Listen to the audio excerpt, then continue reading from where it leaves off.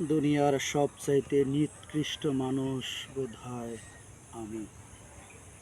আমাকে যত খুশি আঘাত করা যায়, ইচ্ছে মতো আমাকে বোকাও বানানো যায়। আমাকে সহজে যা খুশি তাই বকে দেয়া যায়। আমাকে সহজে ভুল বোঝা যায়। আমাকে সব দোষ দেয়া যায়। শুধু যায় না একটু ভালোবেসে বন্ধুর মর্যাদা দিতে। শুধু যায় না আমাকে একটু বুঝতে। শুধু যায় না আমাকে একটু নিজের আপন করে নেয়া। শুধু যায় না বন্ধুর মর্যাদা দেয়া। বন্ধু তো তাকেই বলে, যার সাথে নির্দ্বিধায় সব কথা বলা যায়। বন্ধুর সাথে কথা বলা কখনো শেষ হয় না।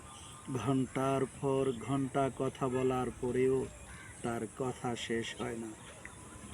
তার নাম বন্ধু, যার কাছে জীবনের সব কথা নিঃসংকোচে বলা যায়। যা বাবার সাথে, মায়ের সাথে, বোনের সাথে, ভাইয়ের সাথে শেয়ার করা যায় না, তা প্রাণ খুলে বন্ধুর কাছে বলা যায়। সেই তো বন্ধু, যে বন্ধুর বিপদে পাশে এসে দাঁড়ায়। আর বন্ধু হয়েও একেবারে সাথে থেকেও অনেক দূরে থাকে।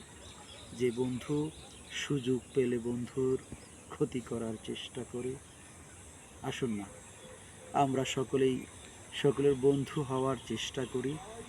শত্রুতা ভুলে গিয়ে বন্ধুত্ব স্থাপন করে এই পৃথিবীটাকে আবার নতুন করে সাজাতে চেষ্টা করি। তাহলেই তো এই পৃথিবীটা ভালোবাসায় ভরপুর হয়ে যাবে।